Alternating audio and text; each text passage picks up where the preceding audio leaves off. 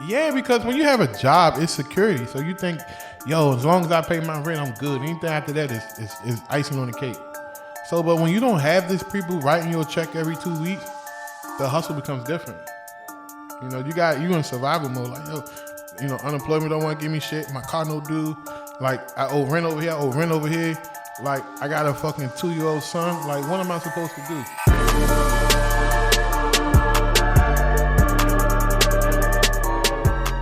Welcome to Take Action Entrepreneurs Podcast, where entrepreneurs took action and got to the top of their industry. And on this podcast, we're going to share with you exactly how they did it. So today we have a special guest. We got Antoine Campbell, a.k.a. the REIGIVER. Someone know him on Nothing But Nuggets podcast. Very special guest. He is a serial entrepreneur.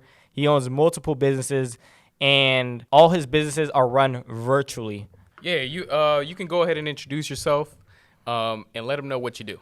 What's up with it, man? I'm Antoine Campbell.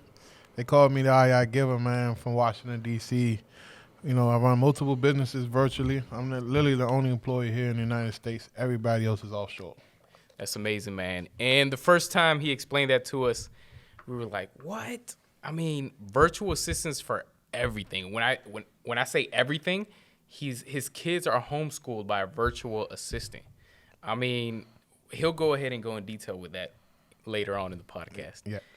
But tell us a little bit about yourself, how you started, Your different businesses and everything that you're doing right now.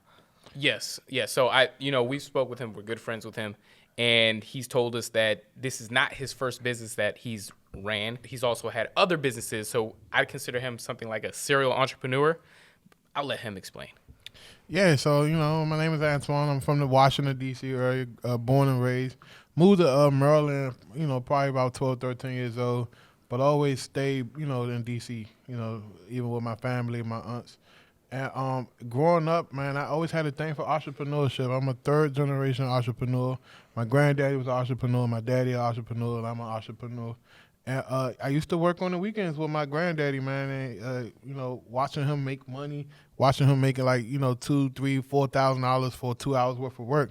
I realized that, man, that's the way to do business. And a job can give you $2,000, $3,000, that's right, for 2 hours of time. So as I got older, man, I went to Crossland High School, graduated 2007. I always kept a pulse on, working for myself. I stayed with a job. I stayed with the hustle. Like I could have went to the football team. I could have did all of that stuff, but I chose to work because I felt like working was a very essential part of me. My mom and dad ain't really, they took care of me, but they didn't really provide me with a life where, I could go to prom and I'd be the guy pull up in the limousine and all that. So I had to kind of take care of all that stuff on my own by working at McDonald's and delivering pizza. And then 2007, I graduated. In 2008, is this place called National Harbor. They just got finished building it, and they was about to open it. And I got my first, job there, man. I would go from making $7.25 an hour to making $12.40 an hour just to wash dishes. And to me, that was life-changing coming straight out of high school. Wow. Okay. And then when did you slowly start to transition into the entrepreneur type of lifestyle? I mean, I always had the entrepreneurial spirit. So, like, I tried to do everything in school. I sold candy. When I first started working at the Gaylord, I had a fundraiser business.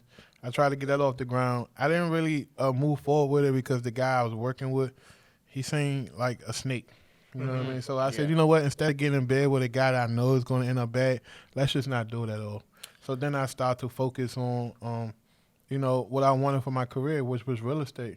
I thought I was going to just be a real estate agent, but at the time, 2008, 2009, the market crashed.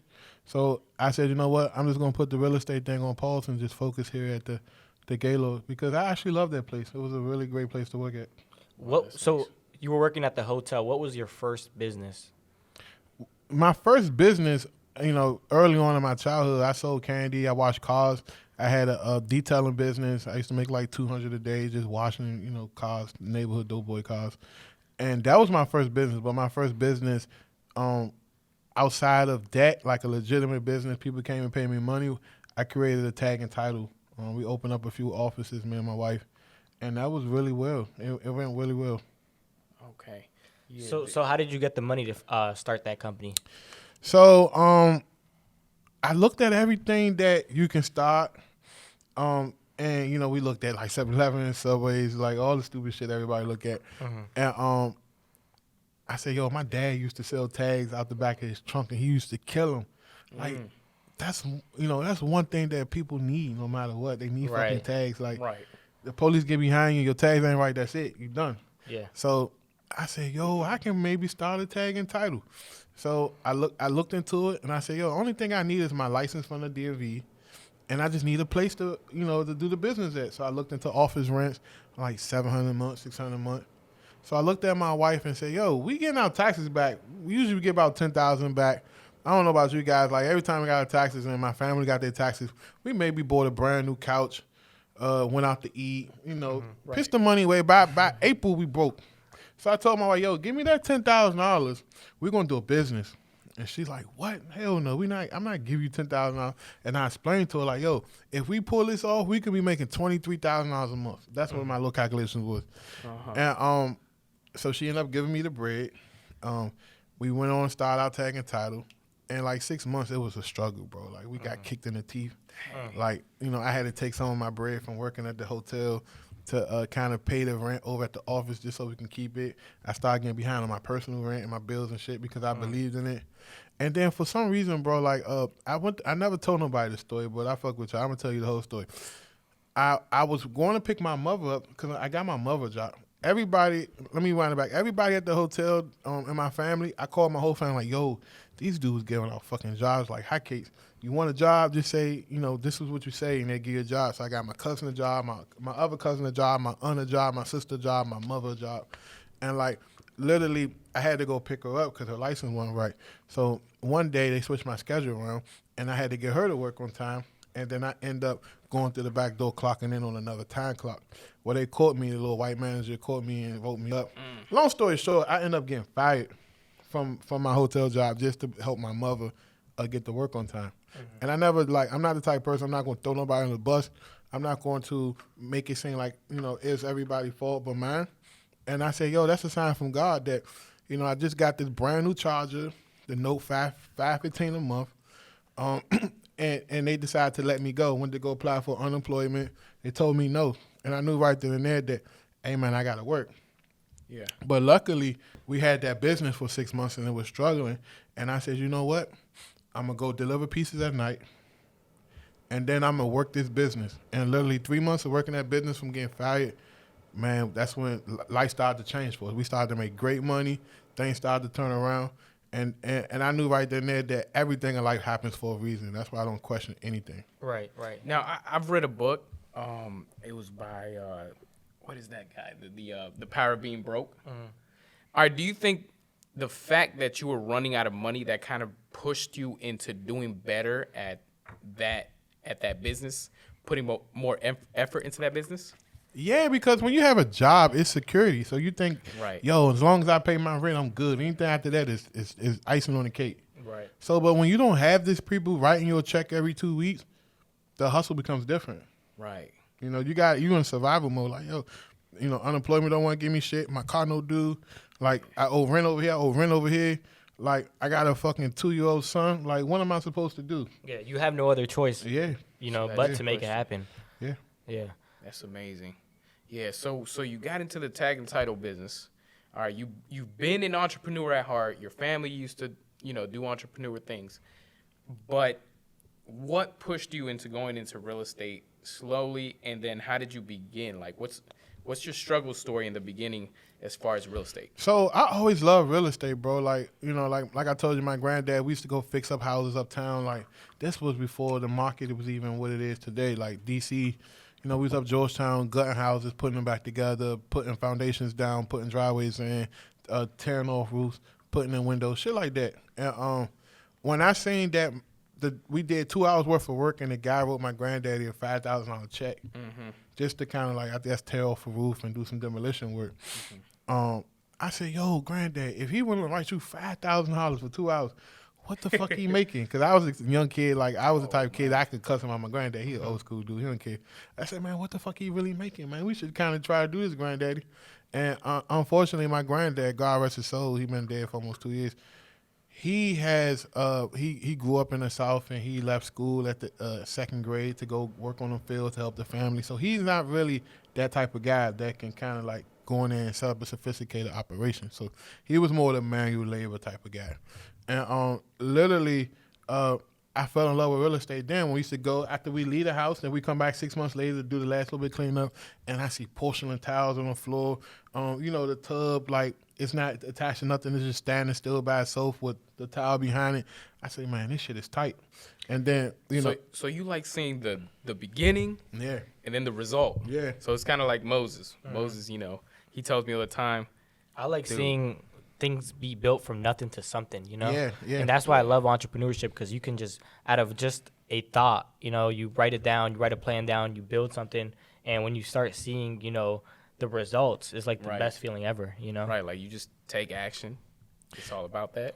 Yeah, so I just knew in my heart that, hey, yo, the real estate shit is the way out. Then I looked at every successful person, they had their hands tied in some type of real estate, whether it's owning something, apartment buildings, like big houses, whatever, it was tied to real estate. And I was younger, when I was in high school, I used to watch the infomercials. And this was at night or in the morning, and they just be jogging on the beach with their six-pack, like, yo, real estate changed my life. And I'm like, yeah, I want to live that life. Wow. And that's what really got me into wanting to do real estate. So when I first came into the real estate game, like, and fast forward, we in our tag and title business, we 2-3 years into it, and I realized I wasn't happy. I'm making great money. Yeah. We doing what we want to do. We vacation. We have cars. Like, everything is going according to plan. And I wasn't fulfilled or happy. Like, I still felt like it was a job. And I told my wife, like, yo, I don't want to do this no more. So was it not a business you can scale? I think it was a business I can scale, but there's a lot of great stuff that come with running a tag and title. Mm-hmm. And I just didn't want to deal with the politics. Because you got to understand, even though you your own boss, you working for the DMV, so it's a license you hold. Mm-hmm. So you still at the mercy of somebody. And at any given time, if they don't want to rock with you, they can take it from you. Mm-hmm. Yeah. And I just felt like, yo, I seen my past flash again that, yo, if they take this from me, then what's next? Yeah. Right. I completely understand. They really had you in real, like, they really just snatch it away from you at any time. Yeah. So what was next after you were like, I don't want to do this no more? What was going through your mind? What did you do next? Man, I just knew that I wanted to fix and flip houses. Like I got into real estate fixing and flipping houses. Like I never wanted to be a wholesaler. I never, like, that wasn't my thing. I just wanted to take a house, put it back together the same way me and my granddad used to do for the developers uptown when I was younger. And I got my first deal, man, and we bought a house uptown. It made a little $45,000 on it. It wasn't nothing to brag about, but the fact that we was young, we took out a $400,000 loan, hard money loan, and we was able to pay them back and did it successfully. It showed me that I can do anything I put my mind to. Mm-hmm. Right. Wow. So real estate, it branches out to different sections, right? Mm-hmm. We got real estate agents. We got wholesalers. We have fix and flippers. Give me some other ones, Moses. Buy and hold. Investors. Buy and hold. Commercial. All right, but you said you started off as a fix and flipper. Mm-hmm. But now a lot of people, especially me and Moses, we know you as the REIGIVER, okay? And we met at a wholesaling, well, it was actually a real estate event, but you were teaching about wholesaling, right? Right. So how did that happen? So you go from fix and flipping to wholesaling, and that's what a lot of people know you for, right? Right. Okay. Yeah. So what happened was, as I was trying to get more deals, I realized that that wasn't a consistent thing. Like, to try to go on the MLS and buy a deal, or to try to buy deals from other wholesalers, because I was used to hang at the REIS. And I realized that, like, these people don't know what the hell they doing. So I started going YouTube to Google, how to get deals, how to get consistent deals, and they start talking about wholesaling. And then next thing you know, I had a friend named John Meyer call me up like, yo, I know you trying to do the wholesaling thing, you trying to get leads and stuff.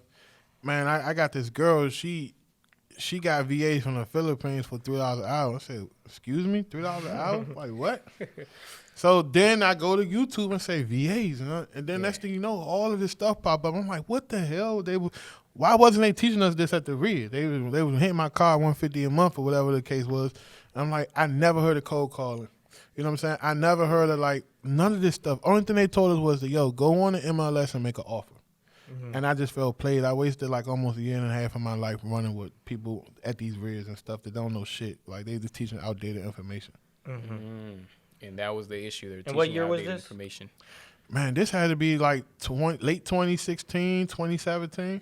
Okay. And I just wanted to explain maybe you can explain it, Antoine. What is a virtual assistant for those that are watching us for the first time and kind of don't know what wholesaling is? And maybe you can explain how they benefit you. Well, a virtual assistant is pretty much an employee that's not like in your office that works remotely, if that's the main definition. But the idea of the virtual assistants we know is a VA primarily in an Asian country or a Spanish country that works for maybe between $2 to $5 an hour. They usually do bulk of the lead generation for you, cold calling, texting, things of that sort. Hey, so I know you're enjoying this amazing podcast, but before we continue, I just want to give a huge shout out to PropStream. If you are an agent, investor, and or wholesaler, you need to check out PropStream. For only $97 a month, PropStream allows you to run comps anywhere in the United States, and you can pull over 10,000 leads every single month. And not only that, but you can go ahead and look at the property history of any property. So with that being said, click my affiliate link below for a 7-day free trial today. And don't forget, take action. And I'm gonna give everyone a good example. Like, let's say you just call your, I don't know, give me a hotline, PayPal hotline. You call them, and then the person that answer doesn't have an American accent. And so you go ahead and say, hey, I need assistance with this and that. These big companies aren't using actual people here in the United States. Right. No, they have call calling centers where they go ahead and they pick up phone calls. They call people for you. You could have a virtual assistant to do literally anything you know? Yeah. So, Antoine actually created and he owns a business where he can provide, virtual assistants for you. So for the people watching, we'll go ahead and have, the link below where you can find your virtual assistants. He'll find you the best virtual assistants. But tell us a little bit more about how you started that business, why you started that business, and how it can help others. The funny thing is, like, I don't do a lot of things intentional, right? It was a need. And what happened was I went on a podcast and I'm just talking just like this, and I'm letting them know, like, he like, yo, tell me about your business. I'm like, yeah, I got all these VAs and we doing this. And he like, so who's here working with you in America? I'm like, what? Nobody. Like, he like, what you mean nobody? I'm like, bro, like everybody's in the Philippines. And I was telling him all the different systems and what we was doing, breaking it down. Every question he asked, I gave him the honest answer. And by the time I got off that podcast, I looked at my phone. It was just going crazy. Like, yo, I need a VA, blah, blah, blah. I'm like, man, I don't do VAs, man. I'm trying to do my real estate. And after probably the 300-400 DM, man, I got from people, man, I said, you know what?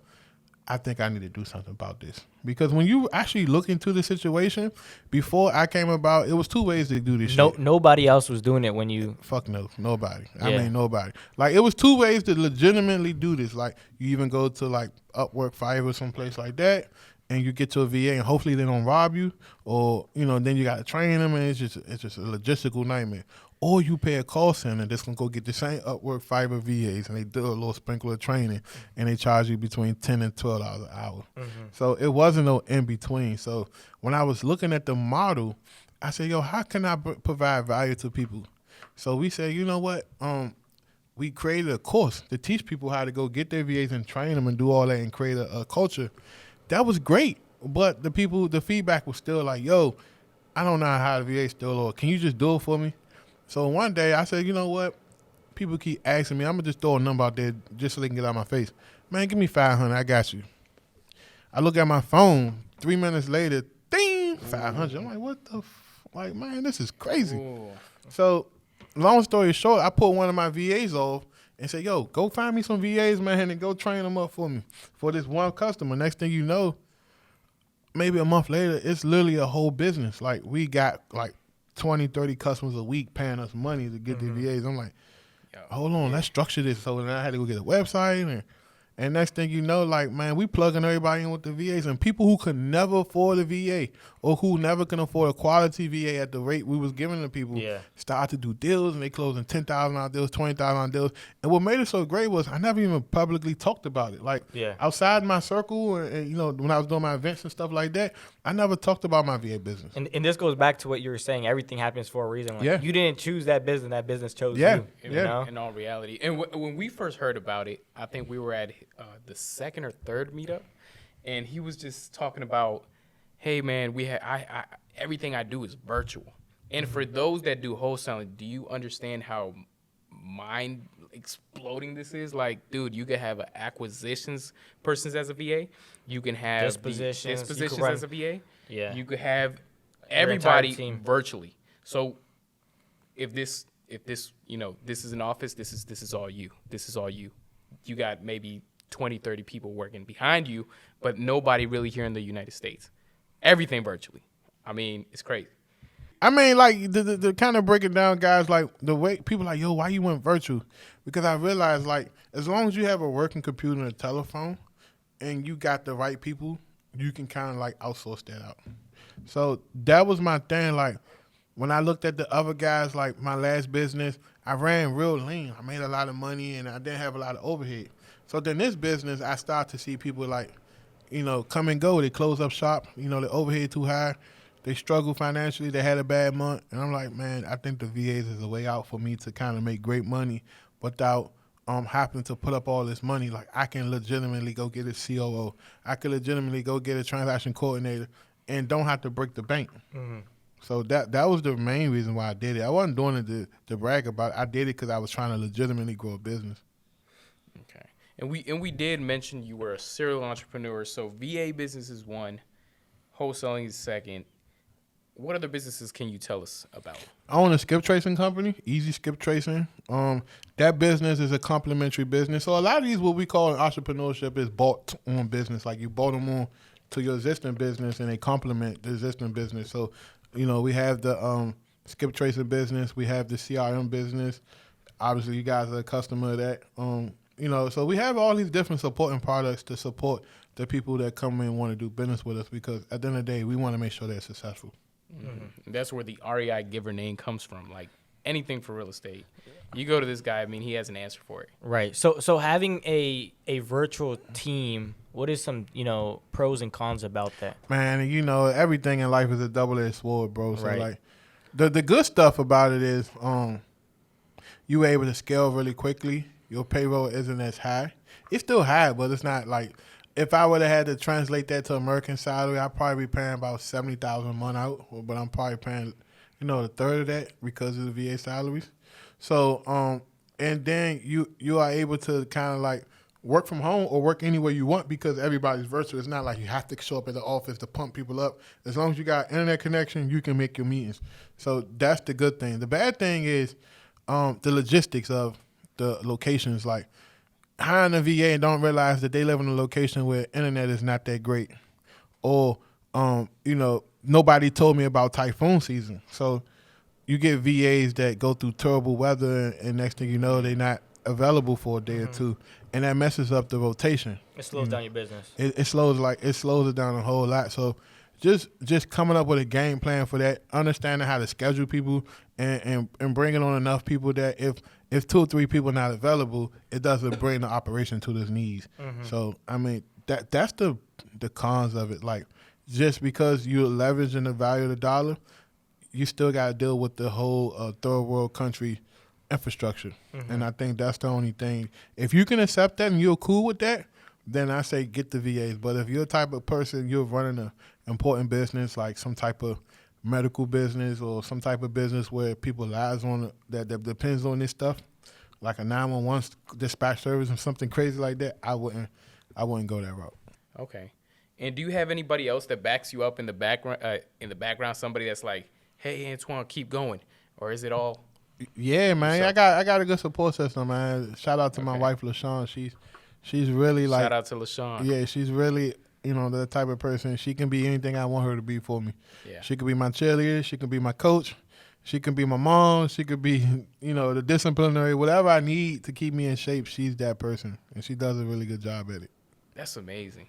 Yeah, I mean, a lot of people talk about just entrepreneurship by itself, but I mean, it's also about who's literally on your side every single day.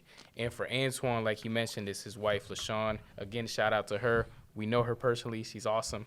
And tell us about what type of backup she has for you. And how did you choose her as far as when you were coming up as an entrepreneur?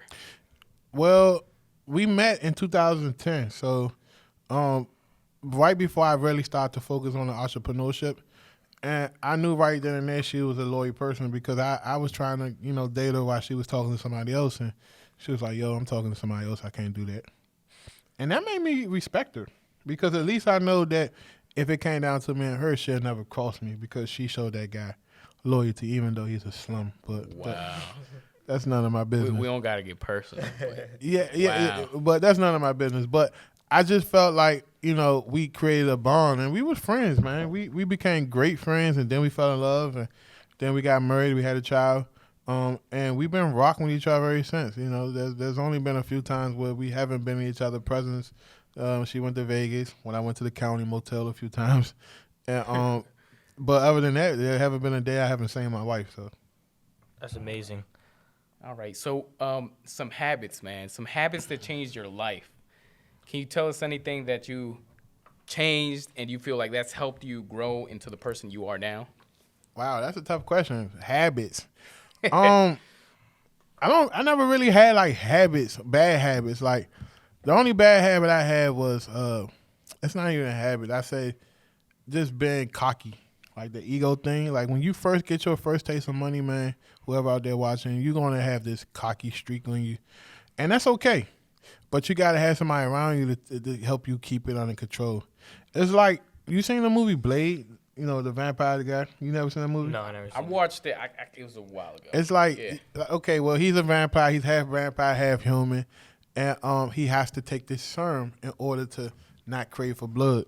And, like, that's the same thing with the cocky thing, man. If you crave for too much of it, it can kind of destroy you. It can close doors on you. People don't want to do business with you. And I just learned how to be humble and mind my business.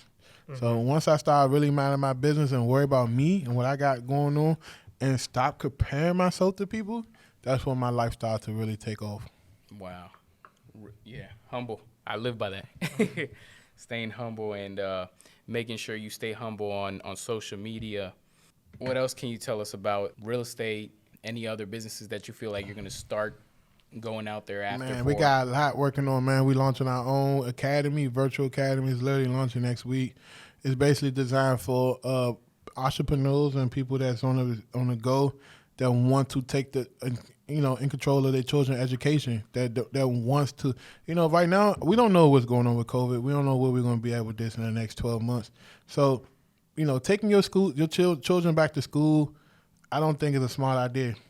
So if you can afford it and you can kind of control the narrative, I would definitely, hire a teacher. So we figure out a way to use the VAs. Once again, from the Philippines, there's a ton of educated VAs that's looking for work, that will work for, less than $5 an hour. And we pair the teachers with the children, and they'll be one-on-one working with them where your child get that one-on-one education. And my children been doing that, and it's been the best thing possible, especially if you got children that may have some issues. Being able to sit down, they have attention disorder. Like, a lot of parents, the schools love to try to put your children in what we call a yellow folder. And then this yellow folder basically makes it seem like there's all these issues wrong with your child. And you don't want your child to go up to a point where, society is labeling them. And they feel like they're not able to be, and do things they want to do because they feel like they're limited based on what the labels that the schools put on them. So I do think we at a point in time where we need to start taking over our children's education ASAP. Yeah. That's amazing, man. I have a question for you. What is 3 things that you can't live without as an entrepreneur? My phone,